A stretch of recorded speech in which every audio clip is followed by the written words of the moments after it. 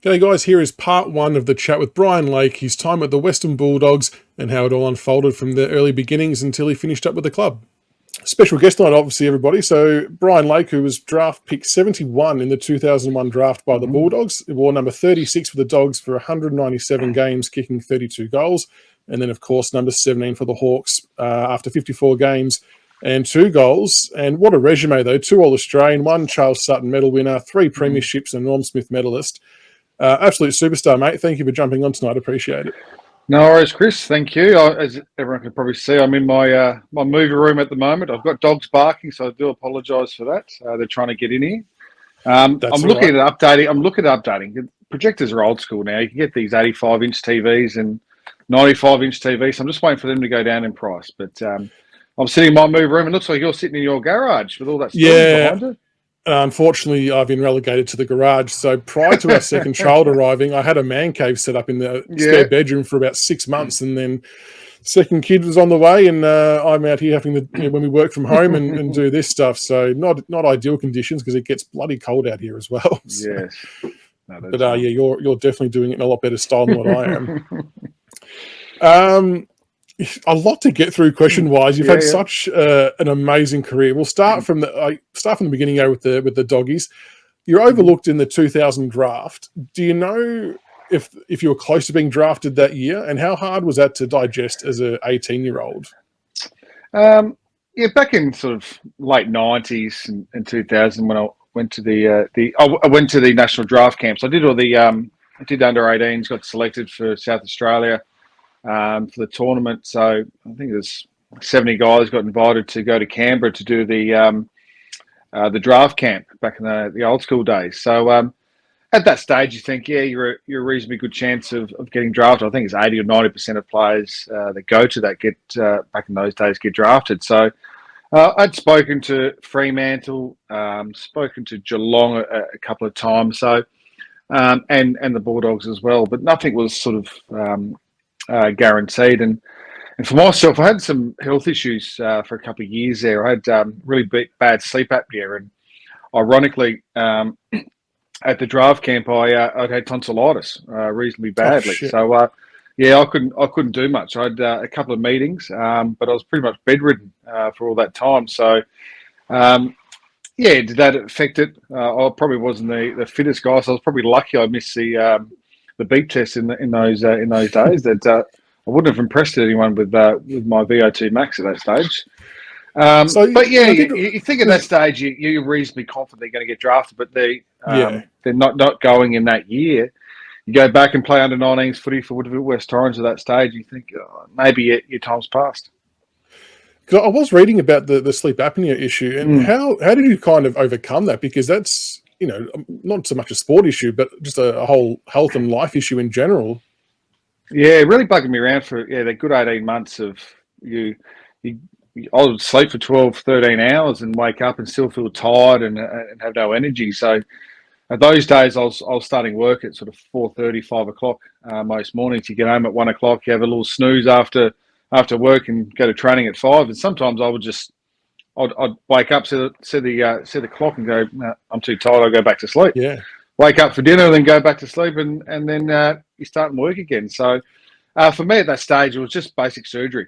So I had to go to hospital, get all the tests done, all the cords and leads all over your head, and I had my tonsils and adenoids taken out for surgery, and that had helped it. At that stage, as a 19-year-old, it's not recommended to be getting your tonsils and stuff done, but I just had to, and it did change a fair bit. And I'm probably struggling with my sleep a little bit at the moment. When you put on weight, you snore a little bit more, and I was horrendous as a younger person. Snoring, it probably wasn't helpful when you're single as well. That you're trying to meet the opposite sex. You bit of a deterrent. Sleeping there and you're snoring. It was not quite attractive. So I had to get that fixed, and it's still I've still got to be careful with it, and obviously watching my diet and not putting on too much weight so it doesn't affect me too much in later life. So you were drafted by the Dogs at number 71. Did they know that you were going through those steps to get rid of the sleep apnea? Like, it kind of almost reads like that they they knew you were going to slide a bit and they were happy to hold out until one of their later picks for you. Yeah, so I had a fair few meetings with the Bulldogs in 2001. So I jumped on board a guy, Brenton Hart, which is Ben Hart's stepdad. He was a player manager, and he hung around the Woodville West Torrens and around that area. So he grabbed me and pulled me aside and said, "Mate, please sign with me because I'm good mates with Scotty Clayton and the Bulldogs are still very interested." And then that's when they found out more about the sleep apnea, had some meetings with families and stuff like that. And end up having the surgery in, I think it was August of 2001 before the draft. So they said, make sure you get all this issue fixed up and attempt to try to improve your VO2 max as quickly as possible and get fit. And they said to me I was going to go pick 54 at that stage, which the Bulldogs ended up getting Brent Colbert. But they knew anyway that no one was going to pick me up at pick 71, so they were confident I would still be there at that pick. Would have been a nervous moment, though, was it, when they didn't read you at that pick? Oh, we don't have the luxury. We didn't have the luxury that they have now. It's all on TV and televised. All that. It was. I heard on the radio. I was at a good friend's house, Jared Wright, who ended up getting drafted to the Brisbane Lions in 2001 as pick 35. So he went there as a midfielder. So all the hoo-ha around the house was for him. And about an hour and a bit later, they go, "Brian's just been drafted." And I had not told anyone, so it was a good night. It was only two South Australians that were drafted in that year. I think Mark Jamer ended up going in the rookie draft in 2001. Okay. And so you made your debut round 21, 2002 versus the Blues in, ironically, what ended up being Terry Wallace's final game with the club after he was, I suppose, part of the reason getting you to the club in the first place. Mm-hmm. Do you remember much about getting the call-up for your debut game and how that went? I don't think stat-wise it was flash, but that's not important. It's how your career ended. No, you don't count your stats. Make your stats count. I think it was only 2 or 3 touches I had in that game, but those were the days when I didn't come on until I think the third quarter. There was not many rotations. You didn't chop and change like they do now. So I was sitting there and thinking, got me match payments, sitting there for the first half, not touching it, and got the family and friends in the crowd. You're thinking, oh Jesus Christ, they're wasting their time coming over from Adelaide here to watch this performance. But the lead up, it was hard. I started off in the Werribee reserves that year and built up to the seniors. It probably wasn't my expectations to get a game in my first year, and just improved a lot. I hadn't played fullback in junior footy. I played centre half back because of my height. Played ruck, centre half forward, but never played fullback. So to come into the AFL system to learn a new position, it just took me a little while, but I was able to grab it and understand it pretty quickly. So, Terry Wallace's last game, we didn't have really an inkling that was going to happen. But unfortunately, you get your first game, and then Peter Rode comes in as the interim coach for the last game and drops you. So, fair to say, I was happy at one stage that I got a game, but then I was nervous thinking, Jesus, the new coach has already dropped me. Doesn't like you. Did it have much of an impact on you as a young player and the playing group, the whole Terry Wallace, Peter Rode sort of crossover and how that all played out? Not at that stage, no. When you're young, there's probably more going on at the footy club at that stage, and a little bit after with Campbell Rose, the CEO, coming at that stage, and because of the finances were nearly crippling the footy club, that most players over 2 or 3 years experience had to take 15% pay cut. So that you probably understand why they probably went with a Peter Rode at that stage. You have a Terry Wallace that would have been on good money. They couldn't go out and get a really good coach, you could say. They had to get on the cheap. And unfortunately, with Peter, he was a great guy and he was our fitness.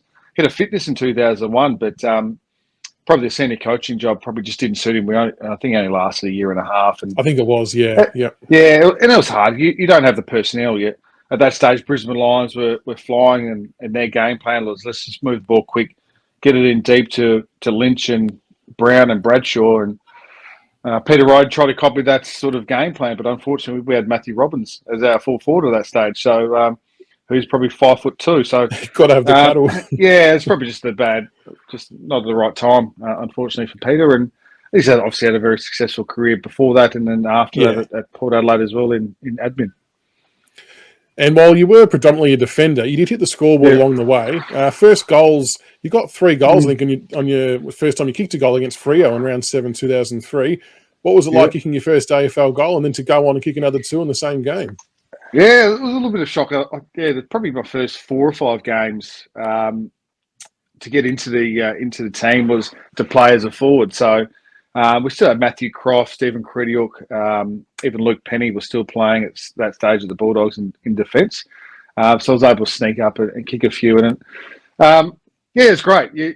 And like anything, I was only on a 1-year contract at that stage, and the same for the following year. Just those little milestones. Your first game, your first goal, all those you're ticking those little boxes. You'd love a little set shot, but I still picture it. I remember I think it might have even been Rowan Smith kicked the ball in. There was a leading player from my team that went in front of me. I sort of slid behind that contest. Ball going out the back. My players dropped off a little bit. I picked it up, turned around, right foot snap, and went through. I was probably a little bit of shock, to be honest, still. Like you snap it and you look at like, oh, geez, I've just kicked the goal. What do I do? Celebrate. Yeah. So, so I did actually. I don't know why I did that. I did see that on YouTube just recently too. I don't know why. I googled or YouTube my name for, but that did come up. My first goal for the Bulldogs and actually my last, which is weird. Why someone would put that up? People love the highlights. Yeah. Rocket E took over in 2005, and he's obviously had a very, very big impact with the club straight away, winning 11 games in his first year. And I think you just missed the finals by 2 points. What changed for you and the club during that off season to sort of get that close? And it felt like a drastic turnaround. Yeah, it's probably just that the belief. You have a coach that's coached at Sydney and took him to a grand final, so he knew what he was doing. And after those really hard years and the club struggling, for someone like him to come to the footy club, everyone's like, "Oh, we're going places." And obviously, the Bulldogs had invested heavily in the draft in 2000 when they got Robert Murphy and Jer and Ryan Hargrave and Mitch Hahn, and then even from my year as well, they had Sam Powell pick 10. And then following on that, so we're getting a good core group of players there that have played some games together. So we understood that there was going to be natural improvement, but then with the coach, with the game plan to come in, we thought we could really improve very quickly. And that you did, because 2006 was a big year for the club. You finished 8th, you made the finals, so your first taste of finals. How exciting was that for you as a player and the club, given that where you had sort of come from those previous years and what you had been through? Yeah, I did a fair bit. I used to. I was doing a course in hospitality operations at the footy club in 2002, 3, and 4. So we used to have a footy show called the Bulldogs Footy Show Thursday night. It's very similar to the one on Channel 9. So I used to work behind the bar, and I was always mingling with supporters on a constant basis, and you understood their passion and hunger for success. It had been so long since I had that in '54, and being so close in the '96, '97 era with Terry Wallace, and then missing out that they had they were used to that roller coaster of they were being good, and then you know what, we're going to have a bad period of 5 or 6 years here because we'll have to go back to the draft, and it was just a constant roller coaster compared to sides like a Sydney and a Geelong that don't bottom out. Fortunately, the Bulldog supporters always have that roller coaster support. So roller coaster season. So you understood what they wanted and how hungry they were for success. So to finally get that and yourself, like when you first start off your career, you're very selfish. You're just thinking about yourself. How can I get into this team? How can I stay into the team? I just want to play my role. I don't care if I get 4 or 5 touches. I'm just going to lock down on my opponent. But then you evolve. Then you feel safe and secure in your position as a senior player, and then that's when you change, and then that's when you want team success. That's when you're looking to help your teammates get better, because you're like anything, you're more secure in yourself. So being so close in that 05 season, I still remember it. We were sitting at the Lawn Bowls. I think it's the Spotswood Lawn Bowls, watching the last game. I think it was against Melbourne was playing, and we needed them to lose. And unfortunately, they ended up getting the chocolates in that game. So, and and then the pre-season completely changed. Yeah. He understood what our group was. We had a lot of light guys that could run and kick a football. So he implemented a game plan that, one, we've got to get fit. Everyone's got to get fit, but we're just going to move the ball quick. And we did that. Unfortunately, probably early on in those sort of 07, 08 years, we probably needed a couple of key forwards just to clunk some marks up forward that we just didn't have, unfortunately. But you look at those and geez, we're so close. You definitely were. You made good use of the first final, the elimination against Collingwood in front of 84,000 people. You smashed them by 41 points, and they were fifth. So you're probably going in as the underdog if you look at ladder positions. What were your memories of that game, and what was the atmosphere like on the ground, knocking off the Pies by that much? Yeah, that was phenomenal. Yeah, any time, obviously, your home ground being Etihad Stadium, there wasn't too many times you get to play on the MCG. So, with the Collingwood faithful and being a day game, most finals you play now are at night. Exactly. To play that day elimination finals was phenomenal, and you still remember, and I think everyone remembers Brett Montgomery getting absolutely KO'd by Brodie Holland in that year as well. So in that game, which was ironic because he was my coach last year as well. Brodie. I was about to say, didn't you take over from him just recently? Yeah, I took over from him just recently, in November last year. So it was a few of the boys had mentioned it a few times to him about that Brett Montgomery hit. But for us to get over that game of just being able to get into the 8 and then knocking off the 5th side by pretty comfortably too. Yeah, easily. But then coming up against West Coast over in Perth, we probably, you look at it, that was probably our grand final, really. That Collingwood game. So you go over there and it's just a free hit. And we ran out of steam. We probably celebrated a little bit too much. The supporters probably knew that we probably weren't going to get the win over there against West Coast, who were flying at that stage. It seemed like it was a bit of a stepping stone, though, for you guys, because from 2008 to 2010, I think you made the prelim in each of those 3 years. Unfortunately, you lost to the Cats and the Saints twice. As a player in a club, how do you deal with those losses, I suppose, year on year? You like that so close to making the grand final. How do you sort of cope with those losses? Yeah, it was hard. Your first one, because you just got there for the first time. You just think it's going to happen again. And the hurt's probably not as there as it would be for the second and third ones, which eventuated. So, you look at, I still can't remember who in 08, it was St Kilda, was it, that we lost to? Or Geelong? Yes. Yeah. Where have I got it? Yes. The Saints, I reckon, was it Geelong? Cats in 08 and then St Kilda 09 and 10. Yeah. Bloody Saints got us twice. You look at it. Hawthorn were flying in 2008. You give yourself an opportunity to go up against them in 08 would have been fantastic. But it's hard to really think about now. But naturally, as a team, you want to try to improve. And for us at that stage, it was probably more personnel that needed to improve. I think our game plan was okay. We've probably come up against some really good sides of that in that era as well. You come against Geelong that probably couldn't string those 2 grand final wins together. But then you come up against the St Kilda that were flying there that just couldn't get the chocolates, and then obviously Collingwood as well. That there were some really good teams in that period of time, which it's probably unfortunate for us. We were a really good side, but we just didn't have that. As I said before, a couple of key forwards would have been fantastic, and we got Barry Hall in the last one, 2010. But if we just had him maybe a year or two earlier, does that change things? And you look at it. You look at moments. So I know I had a moment just after half time, actually against Nick Revolt, and you give a free kick away, which they get a goal, gives them a little bit of momentum. You look at missed opportunities in front of goal that we just didn't take.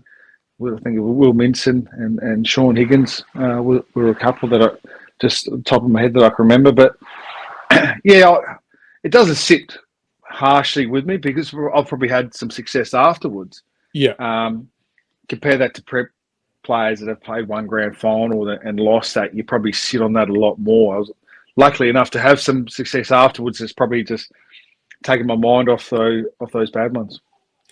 Bit of a side question, because you mentioned Will Minson, and it triggered someone who had asked me a question to ask you. I don't know if it's true, but so I'm a Richmond supporter, and this other Richmond supporter had mentioned that there was a game where you had the mark and we go having a shot for goal, and you maybe had a bit of a cramp and passed it off to Minson, who scored. Were you really injured, or did you dud us? Did you stitch us up? That was a good mark. That was a game plan at that stage. When sides were a goal or two up late, they'd always put a tall forward down in defence as a loose man. So Rocker goes, you know what, Brian, you go even the numbers up as quickly as possible. So I'd go and go forward and try to get dangerous, which I was able to do against Richmond at that stage. And I thought I was a little bit further out. I thought it was 45 or 50 out. I thought, I probably can't make this. So yeah, I thought, I might just go down here for a little while and just see what happens. Because I didn't know Will Minson was there. I knew Scott Welsh was very close, and he was a dead eye for goals, Scott Welsh. But then I saw the ball go to Will Minson. I'm thinking, geez, should I go back? Should I go back and get this ball? No, I'm right now. I'm right. I'm committed. I have to go. And then he's kicked the goal. And I've told the trainer, no, I'm all right. I'll go back on. He goes, no, you can't. You can't. You've just gone off. And we've given the ball away. So it's probably a regret I've probably had in my footy career, that you'd like to take that moment back and have the opportunity to kick. No, it's not the winning goal. It was just the goal to put us even. No, it's very good. I'm glad you got to do what you got to do sometimes. But well, it was within the rules. Absolutely. Yeah, but. Yeah, it always provides a good story, and Richmond supporters, I don't get bugged about that too much. It's probably more the North Melbourne Drew Petrie that people get into me about. Yes, yeah, I did have a question about that, but I won't. I preempted that, didn't I? No, yeah, you did. No, but I scrapped that one. And there you go, guys. There is part 1 of the chat with Brian Lake and his time at the Western Bulldogs. I hope you enjoyed, and make sure you hit that like and subscribe for more.